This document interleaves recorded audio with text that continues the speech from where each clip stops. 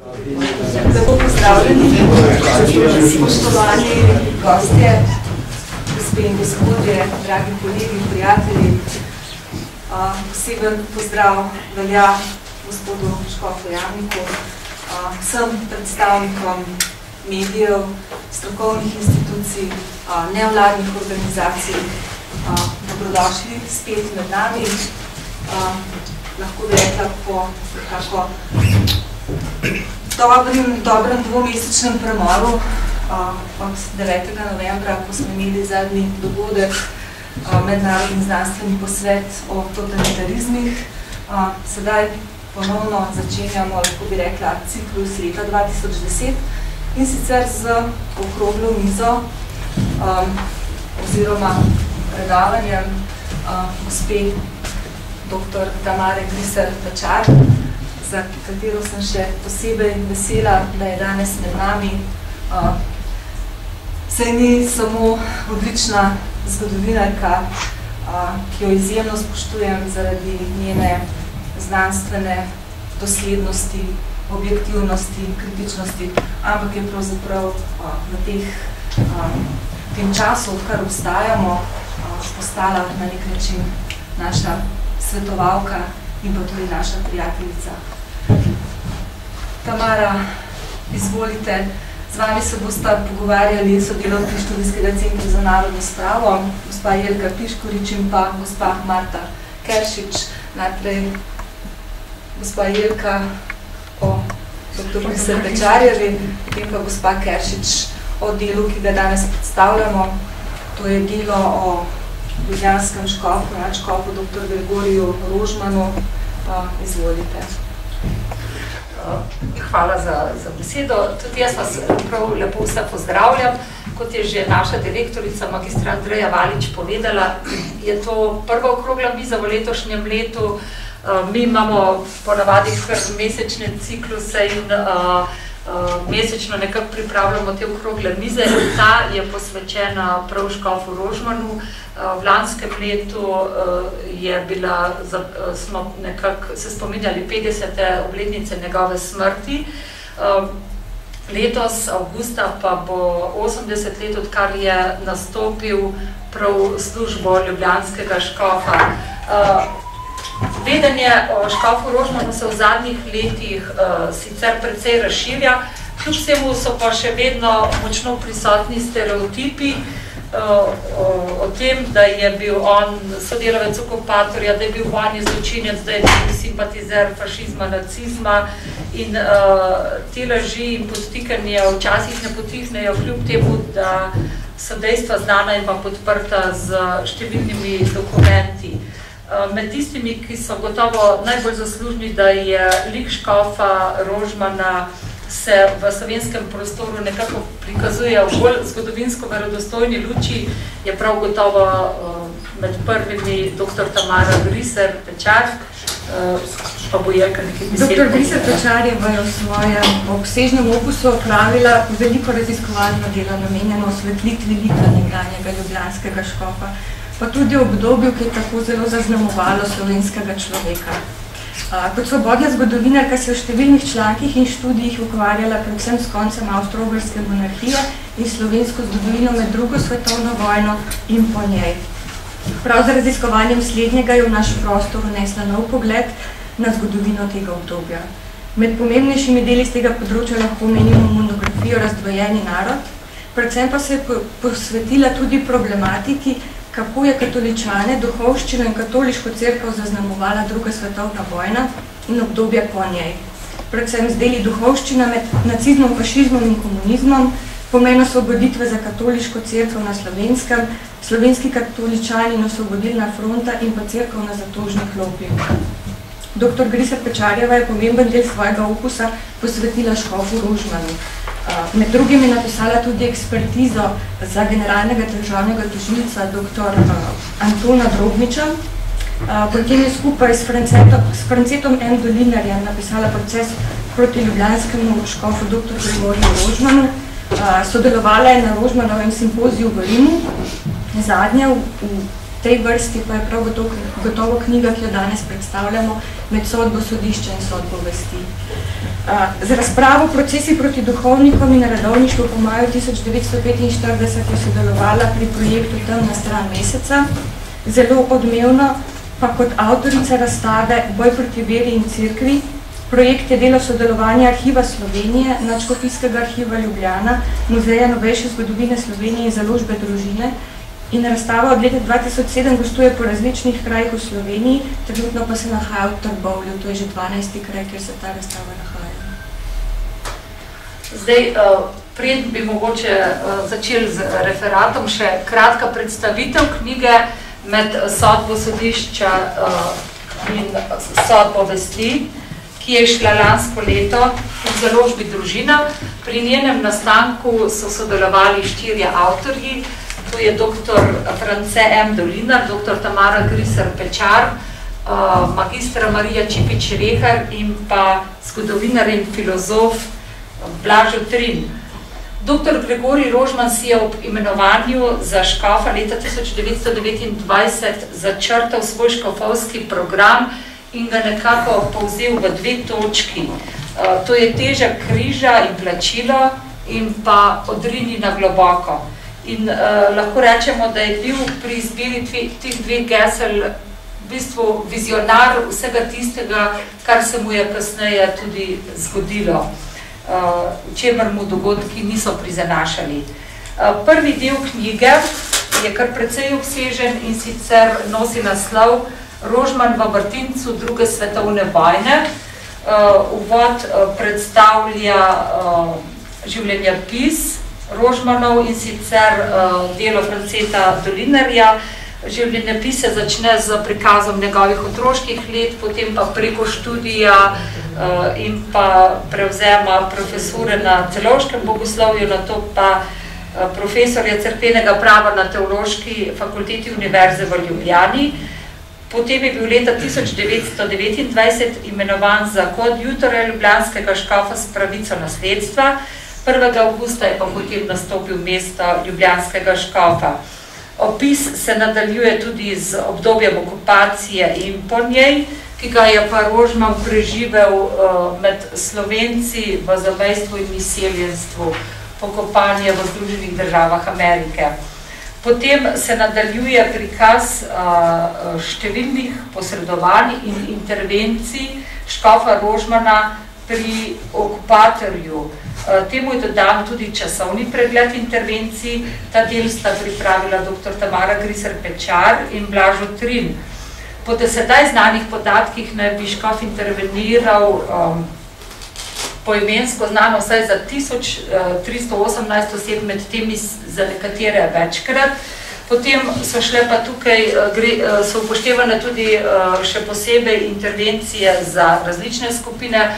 To so bili deportiranci v Srbijo, na Hrvaško, v Nemčijo, begunci, primorci, pravoslavni Srbi, Judije, Talci, tako da duhovniki, interniranci na Rabu. Vsega skupaj, če bi se šteli, pride do kar več tisoč intervencij, nekako od septembra 1942, pa potem do pomladi 1943. Prav gotovo velja pri teh posredovanjih omeniti večkratno posredovanje za nekdanjega komunističnega aktivista Toneta Tomšiča in njegovo ženo Vido. Tukaj imamo tudi eno od pisem, ki ga je škof Rožman napisal, naslovil na vojaško sodišče. To je bilo februarja 1942, kjer je na željo mame Ivanke in očeta Mihaela, to sta bila starša Toneta Tomšiča, prosil, da bi bil njun sin sojen pri italijanski in ne pri nemški oblasti. V knjigi je prvič na ogled tudi do sedaj še neobjavljen imenski seznam intervencij. Pri vseh teh intervencijah pa se je škof Rožman srečeval tudi z premagovanjem notranjih naporov in nekako je škofa Rožmana stala vsaka pot k Italijanom kar precej napora in po spominu je škofijski tajnik Lenič kasneje po vojni zapisal nekako tako Rožmanove besede. Morda bi bilo res najboljše, da bi pretrgali vsake vezi z Italijani. Velikokrat na to mislim, da bi javno nastopil v stolnici in obsodil vse njihove krivice. Pa spet pomislim na potoke solz, ki jih matere in žene pri meni prelijejo, ko me prosijo za intervencijo in ne morem.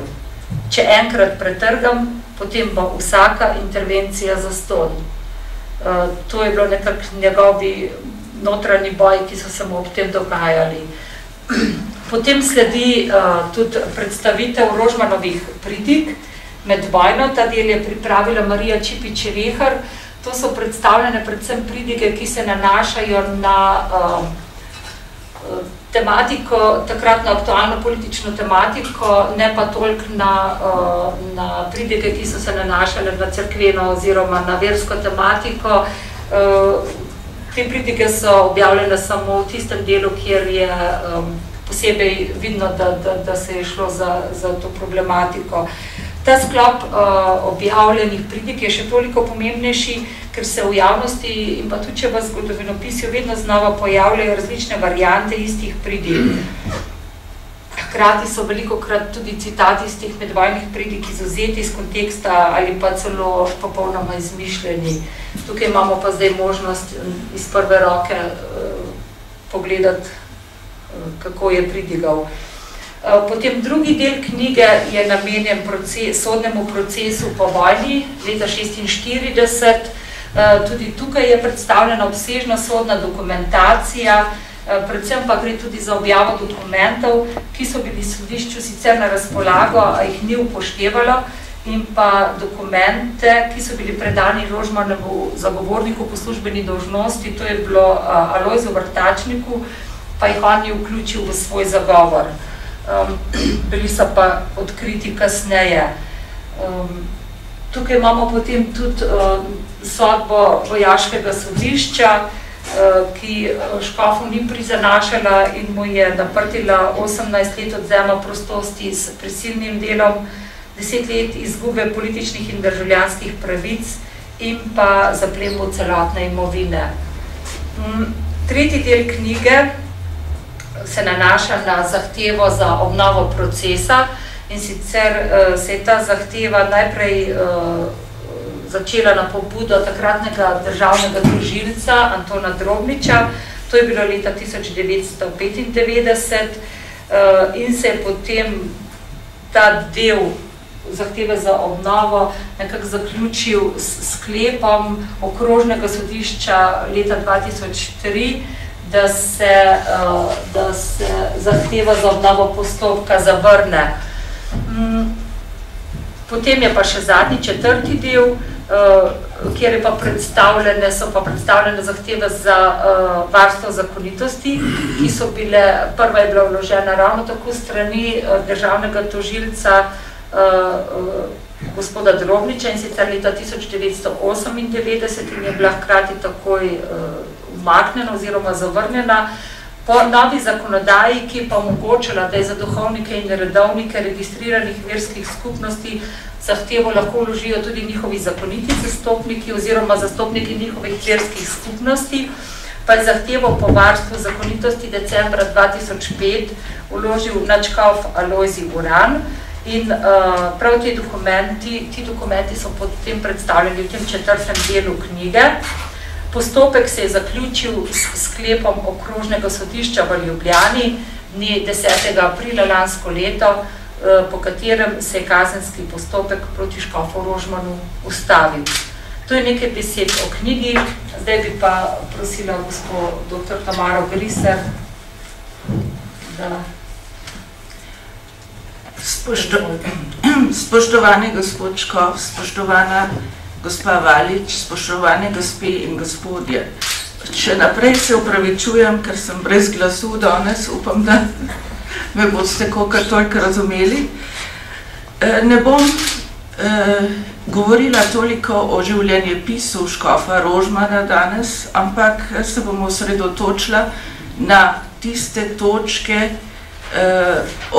obtožbe, ki se vedno znova ponavljajo in ki so bile tudi vzrok, da smo objavili vire, iz katerih lahko vsak objektivno ugotovi, kaj je na teh raznih očitkih. Redko katera oseba v novejši slovenski zgodovini je bila predmet takih nasprotij in hkrati tako številnih laži in podtikavanj kot dr. Gregorij Rožman, ki je bil ljubljanski škof od leta 1930 pa vse do smrti leta 1959, čeprav je 5. maja 1945 Ljubljano na poti na Koroško zapustil. In seveda potem tudi ni imel nobene možnosti več škofijo upravljati. K neresnični podobi škofa Rožmana ne prispevajo samo članki v tako imenovani Yellow Press, temveč prav načrtno tudi prispevki iz peres zgodovinarjev in publicistov, ki se imajo za verodostojne. Tukaj je potrebno opozoriti na to, da zgodovinopisje ni plošča po želji, ampak da mora zgodovinar po svoji profesiji ostati zvest dejstvom. Naloga zgodovinarjev ni, to velja tudi za resne publiciste in žurnaliste, propaganda za določeno opcijo oziroma mišljenje. Ne obstajajo, kot je mnogokrat rečeno, različne zgodovinske resnice, pa si potem izberem, kjera pač meni paše, ampak obstajajo različne interpretacije dejanskosti, različni sklepi in različne moralne ocene dejanskega stanja. Ena in ena ostane pa vseeno dva. Ali je Kočevski Rog bil, ali je Auschwitz bil, ne moremo reči, da ni bil. Za neodvisnega zgodovinarja je merodajen prikaz dejstev, ne glede na to, komu ta prikaz služi in komu škoduje. Vedno znova se pojavlja lažna trditev, da je škof sodeloval z okupatorjem. Gospa Ranka Ivelja je napisala v enem od člankov, ker je tukaj danes ravno prisotna, to omenjam, da ni bil obtožen za sodelovanje z okupatorjem. To seveda ni res. V splošnem delu obtožbe obtožnice piše v sodelovanju z nemškimi in italijanskimi okupatorji, ves čas vojne in sovražne okupacije so obtoženi Rožman in Krek in tako naprej. To se pravi, da je bil obtožen sodelovanja.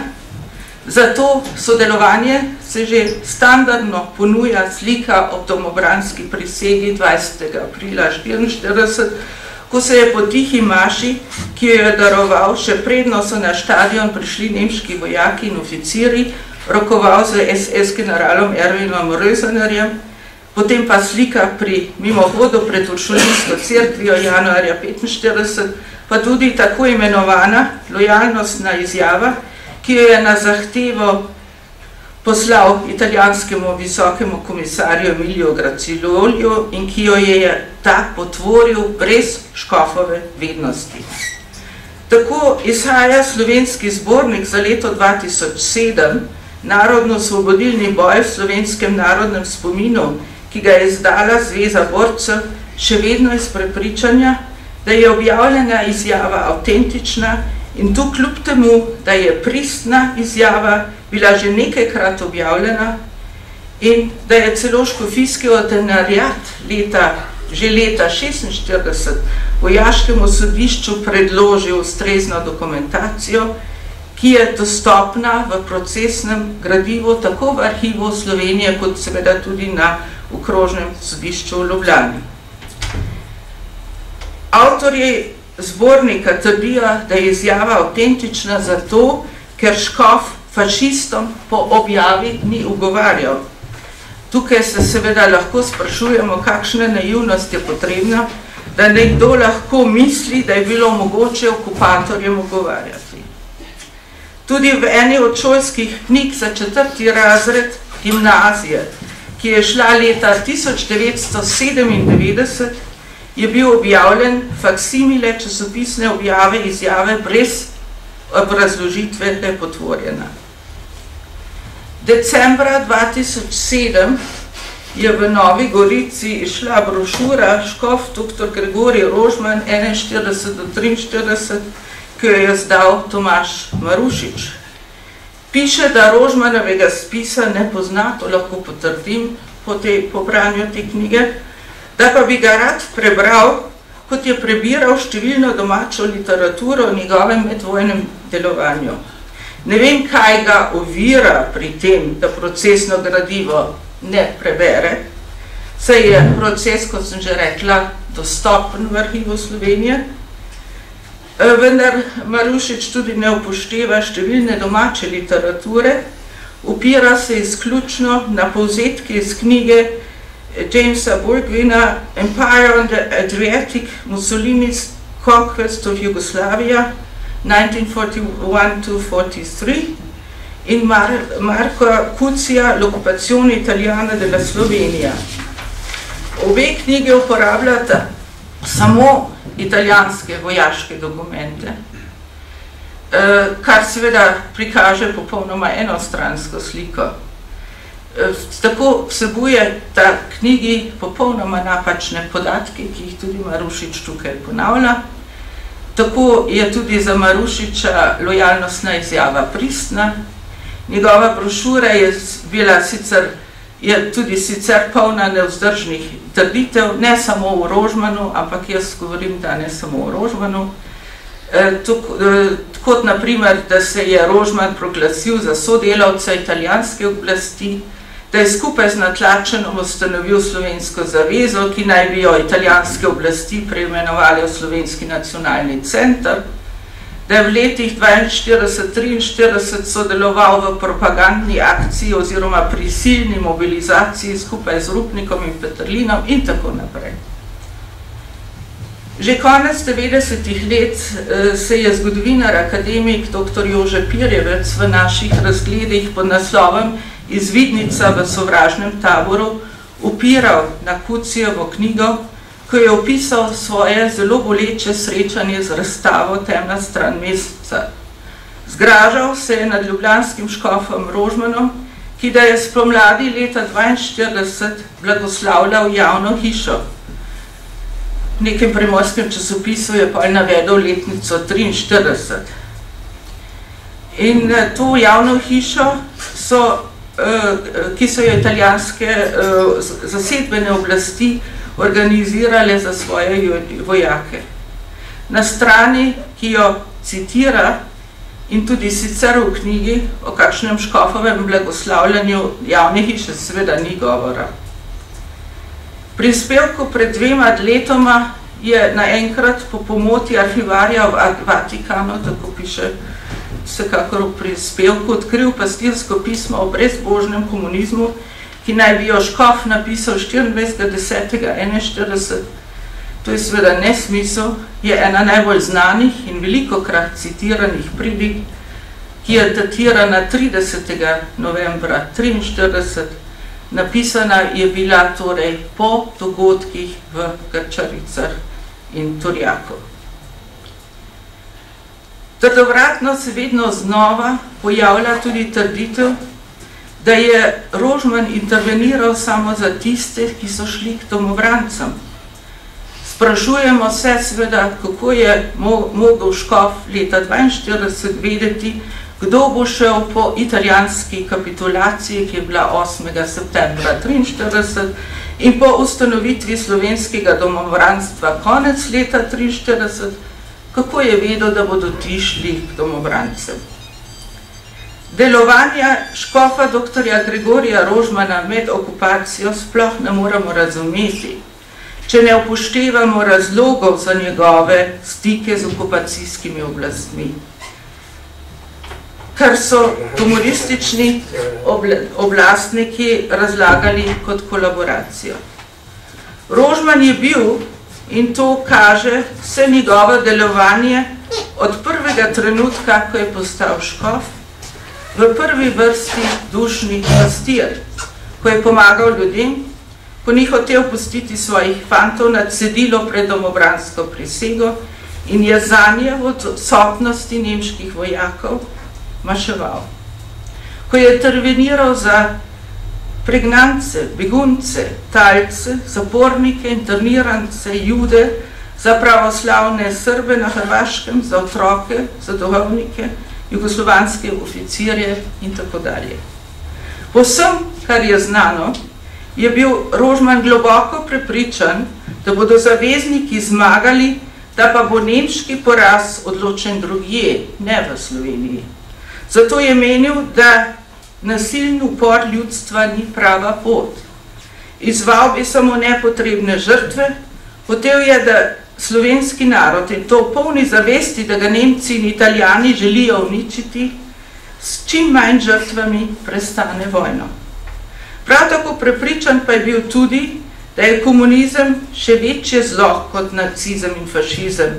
Trdil je, da boste nacizem in fašizem premagana, komunizem pa bo, če bo prevzel oblast, ostal dalj časa.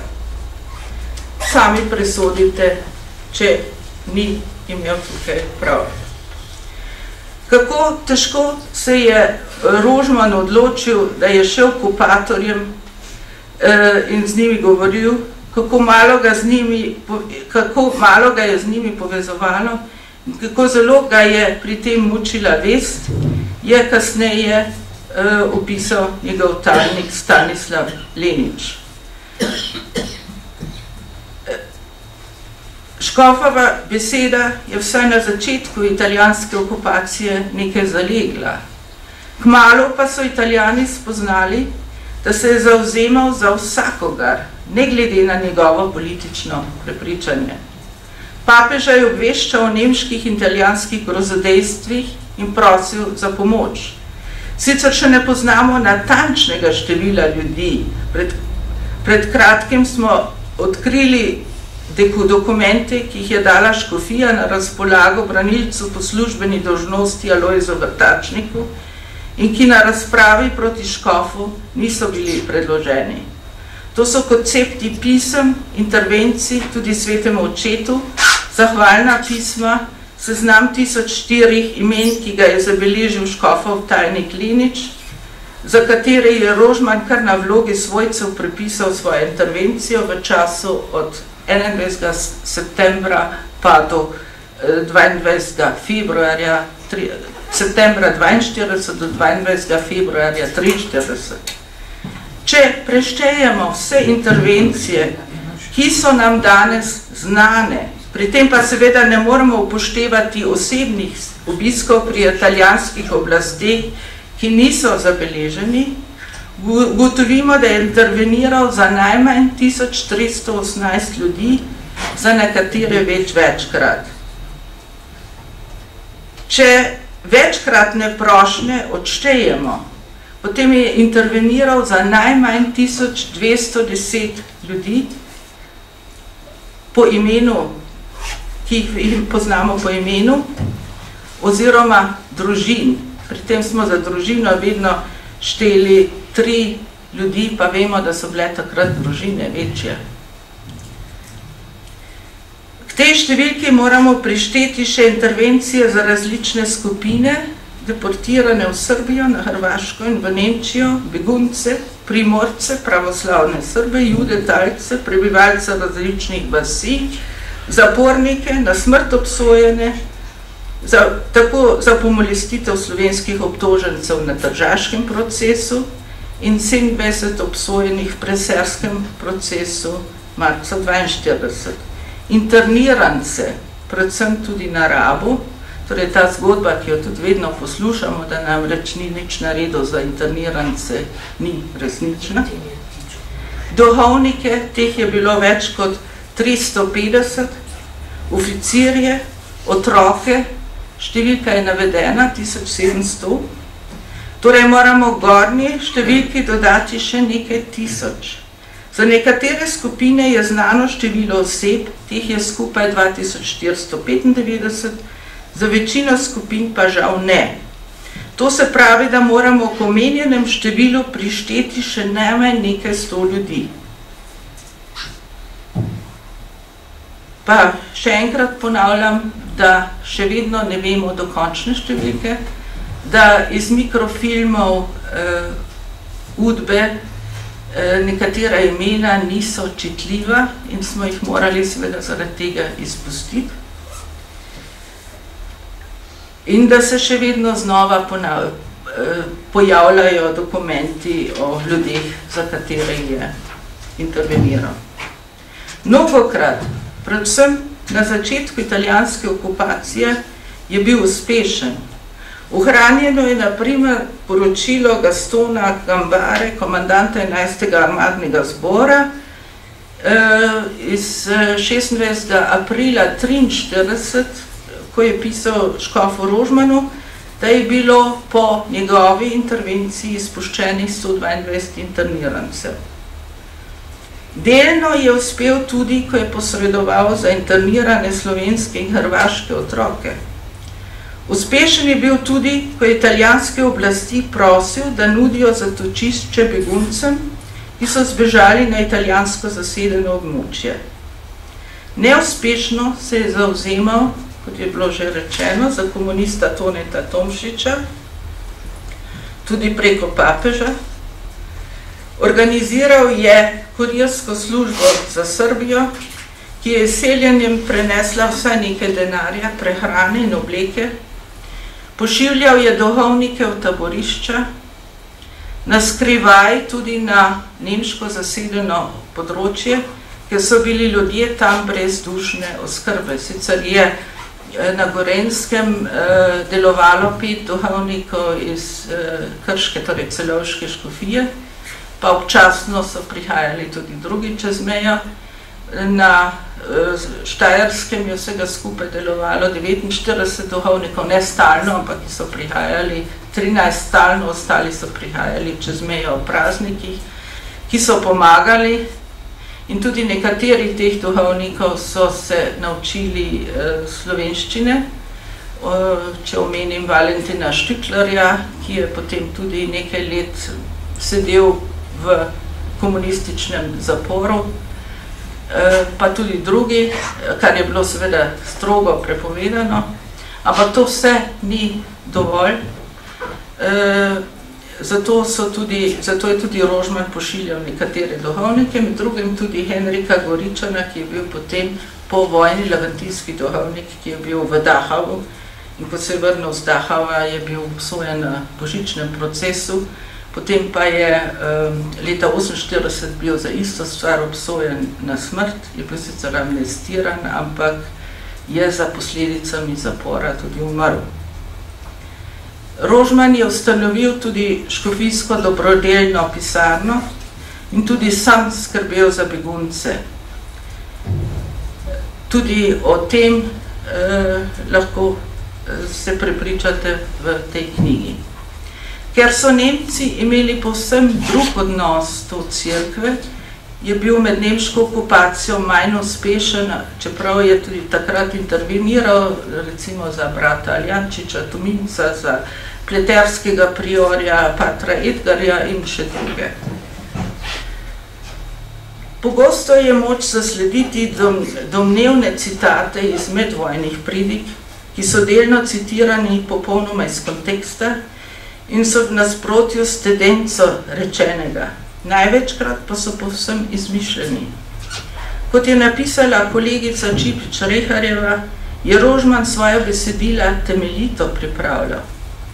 V nadškofijskem arhivu so pridige, pastirska pisma in pisma duhovnikom dobro ohranjena in če bi publicisti oziroma zgodovinarji, ki se pri svoji oceni opirajo na lažna besedila, bili bolj temeljiti in bi upoštevali pravila stroke, potem bi se lahko ob obisku tega vzorno urejenega arhiva sami prepričali o verodostojnosti oziroma neverodostojnosti svojih trditev. Za primer naj omenim pridigi na 2 birmah iz leta 1943, in sicer v Starem trgu pri Ložu in Šmarjah na Dolenjskem. Ciril Brglez je objavil odprto pismo pomožnemu škofu Leniču, v katerem navaja, da je, citiram, da je škof govoril o rdečih volkovih, ki so naselili naše gozdove in trgajo nedolžne ovce. Obračal se je na matere, ki so pustile svojim sinovom, da so se pridružili tem volkovom. Grozil jim je s kaznijo na tem in onem svetu, če ne bodo pregovorile svojih otrok, da se vrnejo in pridružijo tistim, ki se bore za vero in domovino. Nazadnje se je obrnil na nas, mlade Birmance, da bo Birma posvečenje v Kristusove vojščake, je dejal, da bomo šli v znamenje križa in Kristusa nad te volkove. Kot je upozorila Marija Čipič-Rehar, ki je v knjigi Med sodbo sodišča in sodbo vesti pripravila pridige za objavo, originalna pridiga ne vsebuje nobenih komentarjev, ne glede partizanov, niti glede domobrancev, se pa vsebina kar precej navezuje na vojno dogajanje, saj vernike poziva, naj se odrečejo sovraštvu in se vrnejo k veri ter molitvi. Poleg tega jih je opozoril na ljubezen do Boga in bližnjega ter pozval k prenehanju bojevanja. Tu že vidimo diskrepanco med tem, kar je bilo in kar nekateri trdijo. France Sterle pa je opisal pridigo v Starem trgu pri Ložu. Tudi ta diametralno nasprotuje dejanski pridigi.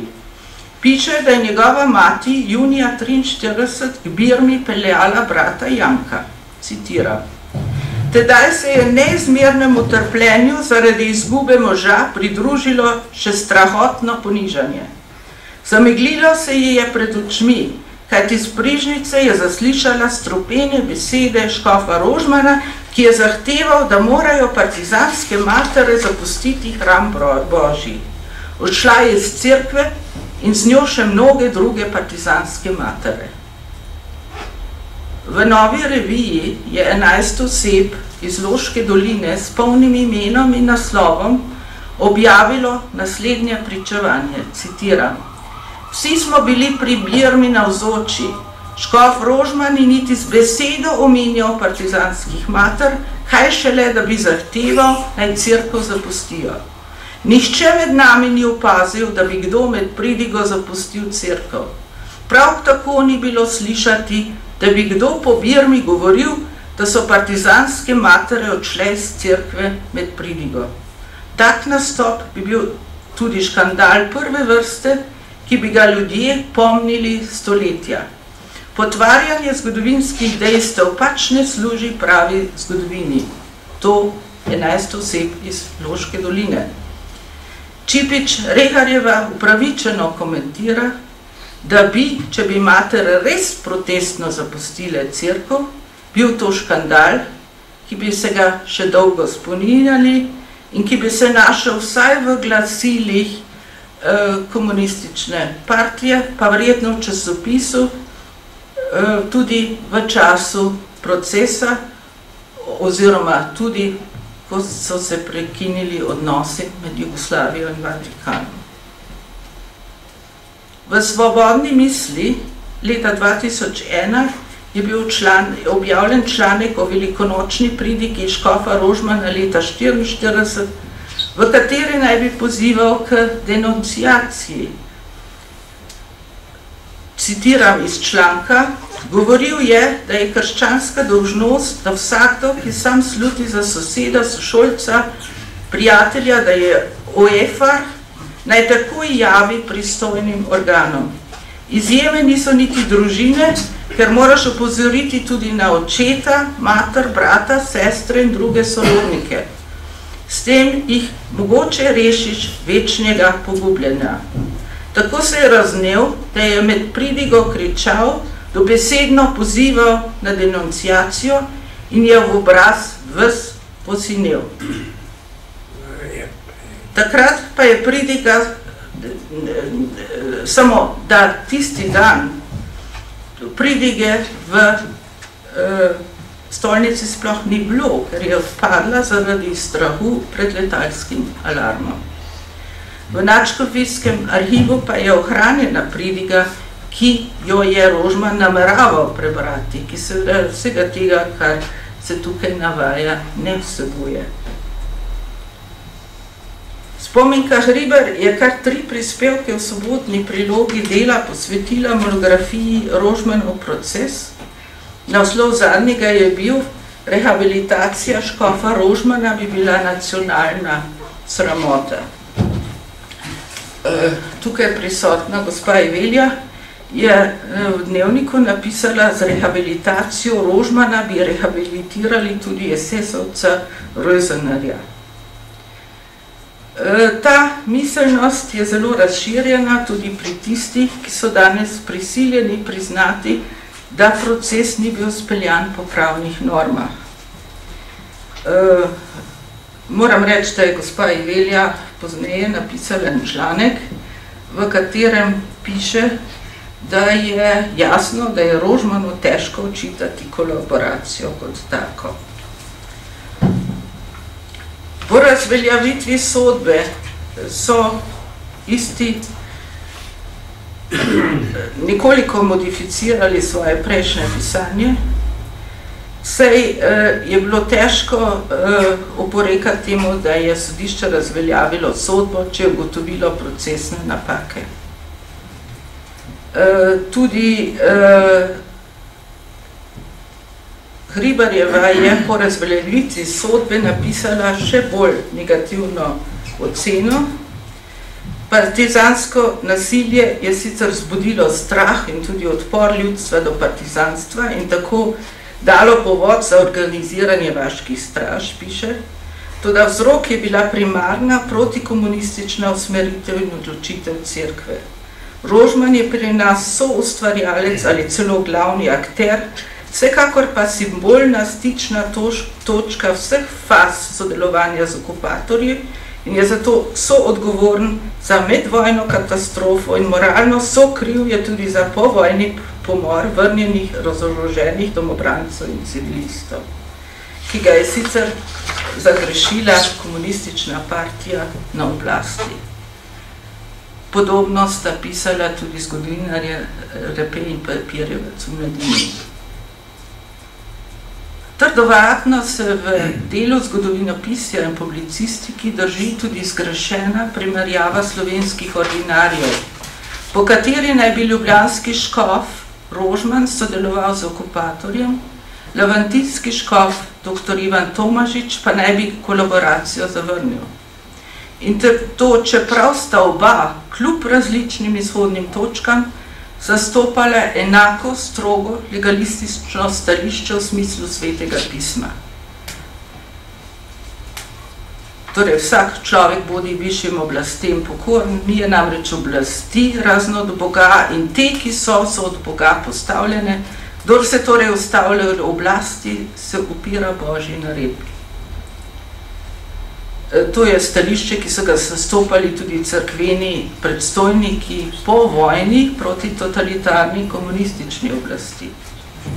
Kljub temu, da je bila okupacija za oba škofa vsiljeno zlo in da sta bila oba narodno zavedna Slovenca, sta vendar nosila odgovornost za svojo škofijo, za svoje vernike. Ko so prišli italijanski okupatorji, je Rožman obiskal visokega komisarja šele, ko ga je njegova okolica k temu silila. Gracioli je seveda vrnil obisk naslednji ponedeljek in ga izkoristil za propagando. Kot smo že rekli, so izjavo lojalnosti Italijani zahtevali od škofa, tako kot od vidnih slovenskih politikov in gospodarstvenikov, in jo je visoki komisar ponaredil. Naslovljena pa ni bila, kot je bilo to pol objavljeno, na Mussolinija, ampak na visokega komisarja. Škof je v časopisu to izjavo prebral, o kateri ni vedel, da jo je visoki komisar ponaredil, in izvirnik in po naredbo je takoj dal tajniku, da jo vloži v arhiv, in ta dopis je bil tudi predložen sodišču leta 1946. Seveda je levantinski škof ravnal podobno. Tudi on je obiskal šefa pokrajinske uprave dr. Sigrida Überreiterja. Bil je seveda veliko slabši situaciji, ker je imela nemška okupacijska sila povsem drugačen odnos do cerkve, kakor italijanska. Zaprla je na zasedenem ozemlju Gorenjske in Štajerske kar več kot 90,83% slovenskih duhovnikov in jih je deportirala na Hrvaško, nekaj v Srbijo, nekaj pa v taborišča. Zasegla je tudi cerkveno premoženje. Tudi škof Tomažič je napisal izjavo, on pa jo je 26. aprila 1941, torej pred Rožmanom, naslovil direktno na Hitlerja. Vedno znova se tudi poudarja, da je sicer Rožman podpiral ustanovitev vaških straž in domobrancev, Tomažič pa je odločno odvračal ustanovitev domobrancev na Štajerskem. Tudi Tomažič ni nasprotoval samo domobrancem, nasprotoval je prav tako OF in partizanom, ampak to se pozabi povedati. Oba sta trdno stala na stališču enciklike Divini Redemptoris, ki je papež izdal leta 1937. Škof Rožman komunizma ni odklanjal iz političnih, ampak iz verskih razlogov. Citiram iz znanega pastirskega pisma o nevarnosti brezbožnega komunizma, ki sem ga že omenila. Nihče ne more biti istočasno katoličan in komunist. Brezbožnost in vera v Boga sta nezdružljivi kot voda in ogenj. Kdor je komunist, ni več kristjan. Sodelovanje s brezbožnim komunizmom brez greha ni mogoče. Ali pa v pismu duhovnikom ljubljanske škofije avgusta 1943. Brezbožni komunizem je v bistvu zlo, moralno zlo, sodelovanje z njim v katerikoli reči je prav tako zlo, torej moralno prepovedano. Svobodilni fronti imajo komunisti, kakor sami trdijo in kakor je razvidno iz njihovih publikacij, vodilno vlogo. Kdor torej podpira Osvobodilno fronto, podpira komunizem. Ker je Osvobodilna fronta dejansko v rokah komunizma in njegova nosilka med našim narodom, zato je vsako prostovoljno sodelovanje z Osvobodilno fronto bodi si z gmotnim ali moralnim podpiranjem, bodi si s prikrivanjem in simpatiziranjem kot sodelovanje z moralnim zlom pod grehom prepovedano. Tudi se ponavlja vedno znova trditev, da Rožman nikoli ni obsodil okupatorja. Tudi to ni res in se lahko prepričate tudi v knjigi, da ga je obsodil javno dvakrat. Prvič 24. oktobra 1941 pastirskem pismu duhovnikom in gostom ljubljanske škofiji, ko je poudaril, da se slovenskemu narodu 14 stoletij ni tako hudo ugodilo. Italijansko početje v tako imenovani ljubljanski pokrajini pa je v 20 točkah kritiziral spomenici, ki jo predal visokemu komisarju Emiliju Gracioliju septembra 1942. Med drugim je zahteval, da Italijani iz zaporov in internacije izpustijo vse, ki niso zakonito zadržani. Skliceval se je na pravičnost in zakonitost v duhu rimskega prava in veljavnost predvojnih zakonov. Njegov tajnik Linič je v življenjepisu, ki ga je bil prisiljen napisati v zaporu, poročal, da je škof premišljeval o tem, kako bi tudi iz Prižnice napadel italijanskega okupatorja, pa mu je to papež, ko je bil maja 1942 v Rimu, odsvetoval, ker mu je pričel, da bi bila posledica takega nedvomno pogumnega nastopa konfinacija nekje v sredini Italije in v Ljubljani ne bi v ljubljanski škofiji ne bi bilo nikogar več, ki bi lahko pomagal ljudem. Da mu tudi Italijani niso zaupali, je razvidno iz zaupnega pisma, ki ga je visoki komisar januarja 1943 pisal na Ministrstvo za notranje zadeve.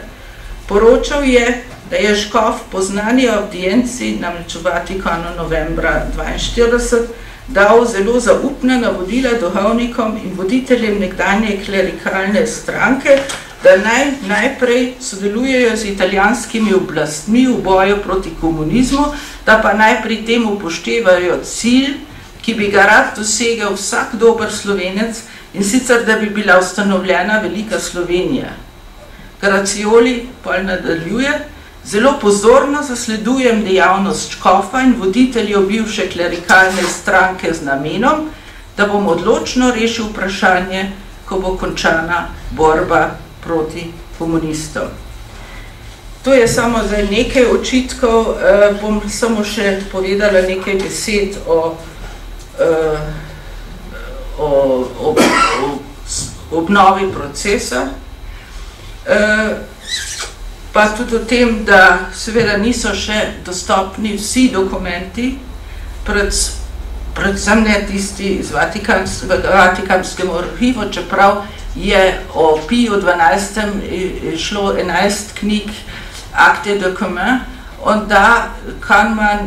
da je razvidno, so opombe, ki kažejo, da je Rožman interveniral in za koga je interveniral, to se iz opomb da razbrati.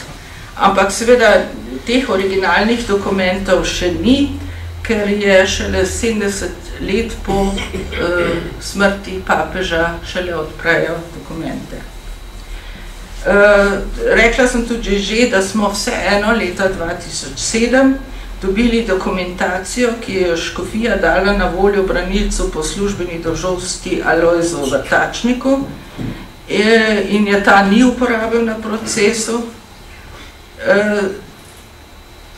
In vsi dokumenti, ki so sicer v raznih arhivih, tako v škofijskih, kot na sodiščih, kot v arhivu Slovenije, kot tudi nekaj je v Celovcu, pa tudi v Foreign Office arhivu v Londonu, da lahko postavim trditev, da so očitki, ki jih navaja obtožnica oziroma sodba iz leta 1946, pa tudi različne komunistične in postkomunistične publikacije popolnoma neutemeljeni.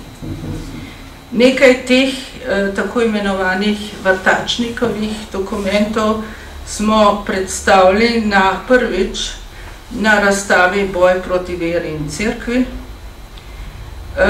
No, sedaj pa so upoštevani tukaj v knjigi. Obnovo procesa je okrožno sodišče v Ljubljani trikrat zavrnilo, leta 1996, 1998 in 2003, in sicer s podobnimi argumenti kot revolucionarno sodišče leta 1946, ker je enačilo boj proti komunizmu s prostovoljno kolaboracijo. Zavračalo je nove dokaze, nova zgodovinska dela in ekspertize in utemeljevalo svoje ugotovitve na ugotovitvah komunističnega zgodovinopisja, ki ne samo, da z zgodovinopisjem kot znanstveno vedo nima nič skupnega, temveč je služilo kot propagandno sredstvo totalitarnemu komunističnemu režimu. 10 let po tem, ko je generalna državna tožilka Zdenka Cerar takoj po svojem nastopu zahtevo za varstvo zakonitosti, ki jo je vložil novembra 1998 generalni državni tožilec Anton Drobnič, umaknila z nepravnim argumentom, da ni v interesu države, je okrožno sodišče v Ljubljani ustavilo kazenski postopek zoper Gregorja Rožmana, analogno pa tudi zoper doktorja Miha Greka, bivšega ministra jugoslovanske vlade v migraciji. Okrožno sodišče je moralo o zadevi odločati, ker je Vrhovno sodišče v Ljubljani oktobra 2007 ugodilo drugi zahtevi za varstvo zakonitosti, ki jo je konec decembra 2005 vložil ljubljanski nadškof Alojz Uran zaradi kršitve določb kazenskega postopka in kršitve kazenskega zakona in zadevo takrat vrnil okrožnemu sodišču v novo sojenje. Medtem je namreč bila spremenjena zakonodaja, da so za duhovnike in redovnike registriranih verskih skupnosti lahko vložili zahtevo za varstvo zakonitosti tudi zakoniti zastopniki njihovih registriranih verskih skupnosti. To se je zgodilo v Ljubljani za škofa Rožmana, mariborska nadškofija pa je vložila za 49 duhovnikov in od teh je meni se zdi 15 bilo že rešenih. Mislim pa, da je možnost še vedno gospod Jamnik.